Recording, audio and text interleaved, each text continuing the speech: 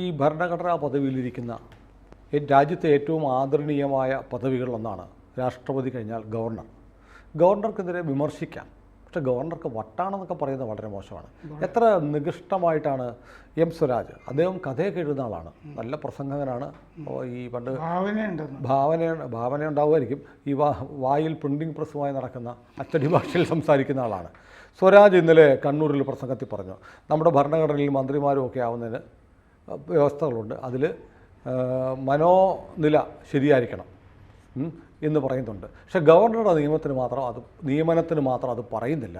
അത് ആരിഫ് മുഹമ്മദ് ഖാനെ ഗവർണറാക്കാൻ വേണ്ടിയായിരിക്കും എന്ന് പറഞ്ഞാൽ ആരിഫ് മുഹമ്മദ് ഖാൻ വട്ടാണ്, ഭ്രാന്താണ്, ഇൻസേനാണ് എന്നാണ്. അയാൾ ഭ്രാന്ത് എന്നുള്ള വാക്ക് തന്നെ ഉപയോഗിച്ചതായിട്ട് കാണുന്നു. അങ്ങനെയൊക്കെ ഒരു രാഷ്ട്രീയ നേതാവ്, CPM സംസ്ഥാന സെക്രട്ടേറിയറ്റ് അംഗമാണ് അദ്ദേഹം, നാളെ സംസ്ഥാന സെക്രട്ടറിയൊക്കെ ആകാവുന്ന ആളാണ്. ഇത്ര നീചമായ രീതിയിൽ രാഷ്ട്രീയ എതിർപ്പിൽ ഇത്ര നികൃഷ്ടമായൊക്കെ സംസാരിക്കുക. പിണറായി വിജയനെ കുറിച്ച് ആരെങ്കിലും ഇങ്ങനെ പറഞ്ഞാൽ ഇവന്മാരെന്തോ ചെയ്യും? തല്ലി പൊളിക്കത്തില്ലേ? അത് ചെയ്യും. അപ്പോൾ ഗവർണറെ ഇങ്ങനെ ആക്ഷേപിച്ചത് വളരെ മോശമായിപ്പോയില്ലേ?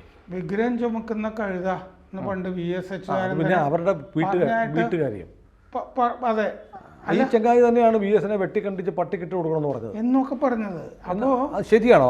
അങ്ങനെ പറഞ്ഞിട്ടില്ല എന്ന് സ്വരാജ് പറഞ്ഞിട്ടില്ല എന്ന് സ്വരാജ് പറയുന്നുണ്ട്. പക്ഷെ എതിർ ചേരി അങ്ങനെ പറഞ്ഞിട്ടുണ്ട് എന്നുള്ളത് അന്നേ പറഞ്ഞു പരത്തിയിട്ടുള്ളതാണ്. സ്വരാജ് സാധാരണ നമ്മൾ സംസാരിക്കുന്നത് ബക്കറ്റിലെ വെള്ളം അല്ലേ? അത് ബക്കറ്റിലെ വെള്ളമാണെന്ന്. പിന്നെ മറ്റേ പാലാരിവട്ടം പാലത്തിന്റെ ഒരു സബ് കോൺട്രാക്ടിന്റെ ഒക്കെ കഥയൊക്കെ ഇല്ലേ? അപ്പോൾ ഇതിപ്പോൾ എൻ്റെ നാട്ടിൽ MLA ആയിരുന്ന ഒരാളാണ് സ്വരാജ്. അപ്പോൾ എനിക്ക് എൻ്റെ നാട്ടുകാരുടെ വികാരമൊക്കെ അത്യാവശ്യം അറിയാം. അസാമാന്യമായ ധാർഷ്ട്യം ഉണ്ടായിരുന്ന ആളാണ് സ്വരാജ്. നാട്ടുകാരുടെ വിശ്വാസം, പൊതുധാരണ എങ്ങനെയാണ്, അതും തോൽവിക്ക് വലിയ കാരണമായിരുന്നു എന്നുള്ളതാണ് അവിടെ വോട്ടർമാരൊക്കെ പറഞ്ഞ് ഞാൻ അറിഞ്ഞിട്ടുള്ളത്. അത് ആ സംസാരത്തിൽ അങ്ങനെ ഉണ്ട്. ഒരുപക്ഷെ സംസാരത്തിൻ്റെ രീതി കൊണ്ടും ആകാം, വ്യക്തിപരമായി അങ്ങനെ ആവണമെന്നില്ല, എനിക്ക് പരിചയമില്ല. പക്ഷേ അദ്ദേഹം ഈ നല്ല വായനയും ഒക്കെ ഉള്ള ആളാണെന്നാണ് എൻ്റെ ധാരണ. പക്ഷെ അങ്ങനെയുള്ള ആളുകളെ ഇത് ഗവർണറാകണം എന്നില്ല. ഒരു സാധാരണ മനുഷ്യന് തന്നെ ഭ്രാന്താണെന്ന് പറഞ്ഞു കഴിഞ്ഞാൽ അയാൾക്ക് കേസ് കൊടുക്കാം, മാനനഷ്ടത്തിന് കേസ് കൊടുക്കുകയൊക്കെ ചെയ്യാം. അപ്പോൾ ഇതിൽ ഈ വല്ലാതെയാണ് പറഞ്ഞിരിക്കുന്നത്. കാരണം എന്താണെന്ന് വെച്ചാൽ ഭരണഘടനാ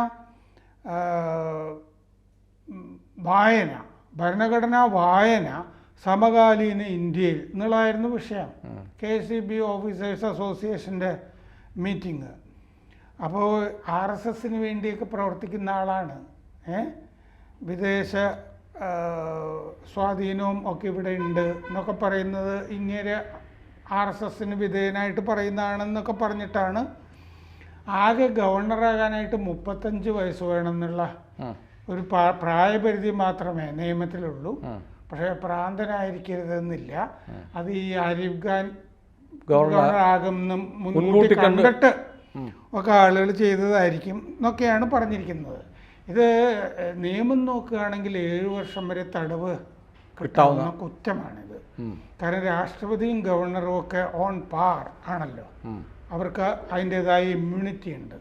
അവർ ആ പദവിയിൽ തുടരുവോളം അവർക്കെതിരെ പ്രോസിക്യൂഷൻ സാറിന്റെ രൂപം പറഞ്ഞല്ലോ, നമ്മുടെ ഗവർണർ കേസ് കൊടുക്കാൻ രാജ്ഭവൻ ആലോചിക്കുന്നതായിട്ട് കേൾക്കുന്നുണ്ട്.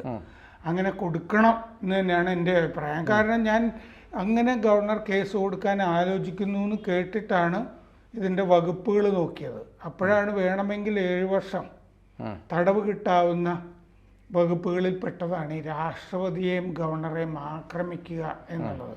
അത് കായികമായി ആക്രമിക്കുക എന്നുള്ളതായിരിക്കില്ലല്ലോ, അത് വകുപ്പ് കുറച്ചുകൂടി മോശമായിരിക്കില്ലേ? അറ്റാക്ക് എന്ന് പറഞ്ഞാൽ ഫിസിക്കൽ അറ്റാക്കിൽ മാത്രമല്ല ഈ മറ്റേത് വധശ്രമത്തിലൊക്കെ വരും ആക്രമണം എന്ന് പറയുമ്പോൾ. അപ്പം അങ്ങനെ സെക്ഷൻ ഇപ്പോൾ ഭാരതീയ ന്യായ എന്ന് പറയുന്നത് നമുക്ക് പറയാൻ അറിയില്ല. പക്ഷേ പഴയ IPCൽ 294 വകുപ്പിൽ അങ്ങനെ പറയുന്നുണ്ട്. അതുപോലെ തന്നെ ഈ പരസ്യവേദികളിൽ പുലഭ്യം പറച്ചിൽ, അതും കുഴപ്പം പിടിച്ച വകുപ്പാണ്. 292, 293, 294 3 വകുപ്പുകളിൽ പരസ്യമായിട്ട് ആംഗ്യം കാണിക്കുക, അംഗക്ഷേപം ഇല്ലേ? സ്ത്രീകൾക്ക് നേരെ ഞാനും നോക്കിയാലും ഒക്കെ ഞാനും മനസ്സിലാക്കിയത് രാജ്ഭവൻ കേസ് കൊടുക്കാൻ തീരുമാനിച്ചു സ്വരാജിനെതിരെ എന്നാണ്. അത് ഒരുപക്ഷെ ഗവർണർമാർ അങ്ങനെ ആർക്കെങ്കിലും എതിരെ കേസ് കൊടുത്ത് കേട്ടിട്ടില്ല. ഇന്ത്യയിൽ ഗവർണർമാർ കേസ് കൊടുത്തത് ഈ നമ്മുടെ ബോസ് ആനന്ദ ബോസ്. അതെ അതെ, ബംഗാളിൽ, അത് മുഖ്യമന്ത്രിക്കെതിരെ. അതെ, അതല്ലാതെ വേറൊരു സംഗതി ചരിത്രത്തിൽ കാണുന്നില്ല. അല്ല, സി വി ആനന്ദ ബോസിന്റെ കേസും ഗൗരവമുള്ളതാണ്.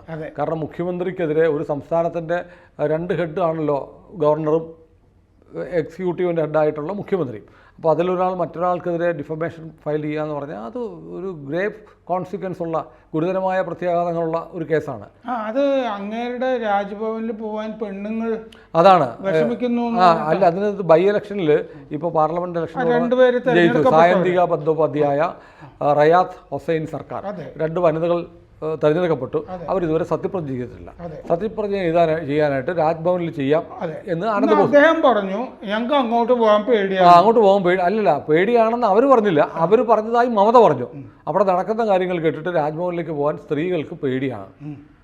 അതൊരു ഡിഫമേറ്ററിയാണ്, ഒരിക്കലും ഒരു മുഖ്യമന്ത്രി പറയാൻ പാടില്ലാത്തതാണ്. മുഖ്യമന്ത്രി എന്ന നിലയിൽ എല്ലാ സീമകളും ലംഘിച്ചാണ് മമത പറഞ്ഞത്. അപ്പോൾ പിന്നെ ഗവർണർ കേസ് കൊടുക്കാൻ പോകുന്നു. കേസ് കൊടുക്കാൻ സാധാരണ കീഴ്വഴക്കം എന്താ? ഞാൻ അത് ആലോചിച്ചതാണ്. രാജ്ഭവനിൽ വെച്ച് സത്യപ്രതിജ്ഞ ചെയ്യുക എന്നുള്ളതല്ലേ. ഈ ഗവർണർ പോയിട്ടേ അവിടെ നിയമസഭയിൽ ഇവർക്ക് സത്യവാചകം ചൊല്ലിക്കൊടുക്കേണ്ട കാര്യം എന്താ? സ്പീക്കർ ചൊല്ലിക്കൊടുത്താൽ പോരെ MLA ആവാൻ? അതെ, എനിക്ക് അതിൻ്റെ നിയമവശം തന്നെ ഒരു പിടികിട്ടിയില്ല. ഗവർണർ പറയുന്നു നിങ്ങൾ ഇങ്ങോട്ട് വരും. അപ്പോൾ ഇവർ ശരിക്കും ഗവർണറെ അവഹേളിക്കാൻ വേണ്ടി തന്നെ TMC എടുത്തിരിക്കുന്ന നിലപാടാണ്. ഇവർ ധർണ ഇരിക്കുക, ഞങ്ങൾ അങ്ങോട്ട് വരില്ല, അംബേദ്കർ പ്രതിമയുടെ മുന്നിൽ ധർണ ഇരിക്കുക. ഈ സ്ത്രീ ഒരു തെരഞ്ഞെടുക്കപ്പെട്ട സ്ത്രീ പറഞ്ഞത് തന്നെ ഞാൻ വായിച്ചു. എനിക്ക് അങ്ങോട്ട് പോകാൻ പേടിയാണ്. സായന്തികയുടെ അതോ മറ്റേ റയാത്ത് ഹൊസൈനാറോ? അല്ല, സായന്തിക ബന്ദോപാധ്യായ. അവർ പറഞ്ഞതായിട്ട് ഞാൻ വായിച്ചാണ്. എനിക്ക് അങ്ങോട്ട് പോകാനായിട്ട് ഭയമാണ് എന്ന് പറഞ്ഞതായിട്ട് ഞാൻ വായിച്ചാണ്. അത് പറയിപ്പിച്ചിരിക്കുകയാണ്. അതിനകത്ത് ഈ കേസ് മുറുകി വന്ന രസം ഉണ്ടായിരിക്കും. ഈ കേസല്ല, ഇനിയിപ്പം നമ്മുടെ സ്വരാജിനെതിരെ നമ്മുടെ ഗവർണർ കേസ് കൊടുത്താലും അതിനുള്ള ചില രസകരമായ ചില കാര്യങ്ങൾ പറയാം. ഗവർണർ കോടതിയിൽ വരേണ്ടി വരും. കോടതിയിൽ വന്നിട്ട് അതിനൊന്നും പുള്ളിക്ക് പറയാം. അല്ല, ഗവർണർ പോകേണ്ടി വരും. അത് മാത്രമല്ല, ഗവർണർ കോടതി ചെല്ലുമ്പോൾ ഗവർണറുടെ ഗവർണർ അപ്പോയിന്റ് ചെയ്യുന്ന ആളാണ് മജിസ്ട്രേറ്റ് അല്ലേ? ജുഡീഷ്യറിയിലാണെങ്കിൽ പോലും അപ്പോയിന്റിംഗ് അതോറിറ്റി സ്റ്റേറ്റ് ഗവൺമെന്റ് ആണ്. ചീഫ് സെക്രട്ടറി അവിടെ പോയിട്ട്, സോറി, ചീഫ് ജസ്റ്റിസ്, അതെ, അവിടെ പോയി സത്യപ്രതിജ്ഞ ചെയ്യുന്നത്. അപ്പം അത് ഗവർണർ അണ്ടറിലുള്ള ഒരാളാണ് ജുഡീഷ്യറിയിൽ ആ ബെഞ്ചിൽ ഇരിക്കാൻ പോകുന്നത്. മജിസ്ട്രേറ്റ് കോടതി പോകേണ്ടി വരുമല്ലോ. അതിപ്പോ DGP ദർവേഷ് സാഹിബിനെതിരെ കേസെടുക്കേണ്ടത് SA ആയിരുന്നിരിക്കില്ലേ? അതെ, എന്ന് പറയുന്ന പോലെയാണ്. അതുപോലെ അപ്പം മാത്രമല്ല, മമത അപ്പുറത്തിരിക്കുമ്പോൾ മമത മുഖ്യമന്ത്രിയാണ്. മമത കോടതി വന്ന് ഡിഫമേഷൻ ആണ് 2 പേരെ വെച്ച് ജാമ്യം എടുക്കേണ്ടി വരും. അത് വേണം. അപ്പോൾ ഇതുപോലെ സ്വരാജിൻ്റെ കേസ് വന്നാലും ആരിഫ് മുഹമ്മദ് ഖാൻ്റെ സ്വഭാവം വെച്ചിട്ട് പുള്ളി പിടിച്ചാൽ വിടൂല, കോടതി പോകും.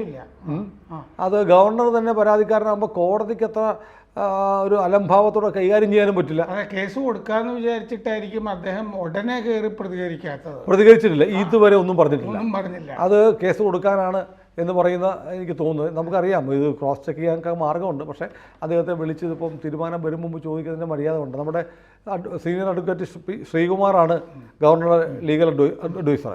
നേരത്തെ അഡ്വക്കേറ്റ് ജാജു ബാബു ആയിരുന്നു. അതെ അതെ അതെ, തൃപ്പൂണിത്തറക്കാരനാണ്, സാറിൻ്റെ നാട്ടുകാരനാണ്, എൻ്റെയും സുഹൃത്താണ്. വിളിച്ച് ചോദിക്കായിരുന്നു. പക്ഷേ ഇപ്പോൾ അതിൻ്റെ പ്രോസസ്സിങ്ങിലാണെങ്കിൽ നമ്മൾ ചോദിക്കുന്നത് ശരിയല്ല. ഏതായാലും നമ്മൾക്ക് മാത്രമല്ല, ഇനി കൊടുക്കേണ്ട കേസാണ്. കാരണം ഇങ്ങനെയൊന്നും ഈ പിണറായി വിജയൻ പഠിക്കുകയാണ്. സ്വരാജ് ഇങ്ങനത്തെ കുറേ ആളുകൾ. അല്ല, സ്വരാജിനെയൊക്കെ നമ്മളൊരു ഘട്ടത്തിൽ വലിയ പ്രതീക്ഷയോടെ കണ്ട യുവ നേതാക്കന്മാരാണ്. പക്ഷേ ഇത്രയും ഒരു സബ്സ്റ്റാൻഡേർഡായിട്ട് സംസാരിക്കാൻ പാടില്ല.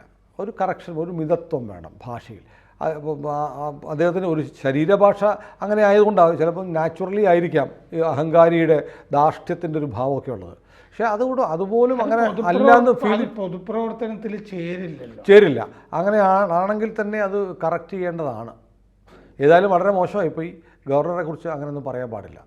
അല്ല, അങ്ങനെ പറയാനായിട്ട് എന്ത് സംഭവങ്ങൾ വെച്ചിട്ടാണ് എന്ന് അതിൻ്റെ അകത്ത് സബ്സ്റ്റാൻഷിയേറ്റ് ചെയ്തതായിട്ട് ഞാൻ വാർത്തകളിലൊന്നും അല്ല സാർ. ഒരു പ്രധാനപ്പെട്ട കാര്യം, ഇപ്പോൾ നമ്മുടെ ഈ ജംഗ്ഷനിൽ ആരിഫ് മുഹമ്മദ് ഖാൻ ഇറങ്ങി നിൽക്കട്ടെ, M സ്വരാജ് ഇറങ്ങിക്കോട്ടെ, ആളവിടെ കൂടും. അത് തന്നെ, ഇത്രയേ ഉള്ളൂ.